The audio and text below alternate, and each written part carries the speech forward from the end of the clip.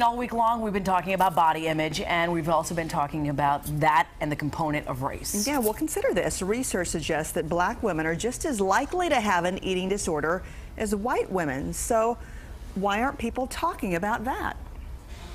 Traditionally, we tend to associate eating disorders with young white women who are affluent. But that's not the true colors of an eating disorder. Over the past few years, reports of eating disorders among minorities have skyrocketed. I think more people have been coming forward. There's more blogs. There's, more dissemination over the internet, greater awareness from the National Eating Disorder Association. In fact, one British study found black women are actually more likely than whites to be bulimic. And here in the United States, the research that does exist shows minorities have eating disorders at almost the same rate as whites. Black actresses like Kerry Washington and Thandie Newton have both gone public with their eating disorder struggles.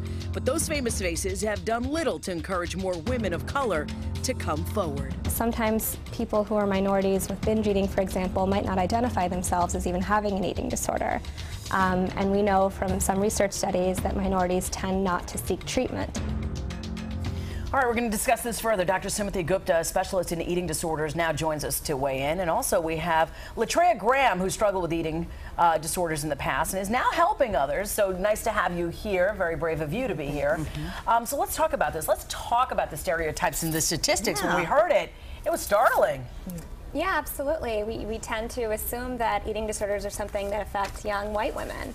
But in fact, binge eating disorder, bulimia, even anorexia is affecting both white women, Hispanics, African Americans at similar rates. Why is that? Why do you think that, what stems from that stereotype versus a white woman? Because, black women can embrace their curves a little bit more. I mean, that's the case? Well, when we think about television shows, movies, magazines, a lot of time it's the white women that are appearing. And anorexia is the eating disorder we tend to think of. And anorexia is not the only eating disorder, and it's clearly not just white women. So Latreia, let's talk about your struggles. How are you doing?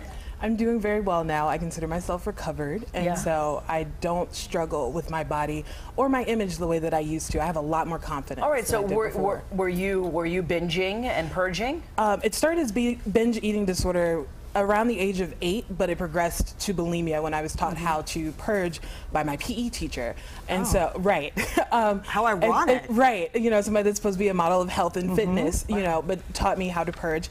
And I was probably considered clinical by the age of 16, but didn't receive help until I went to college. So why do you think minorities kind of hide it as some dirty little secret?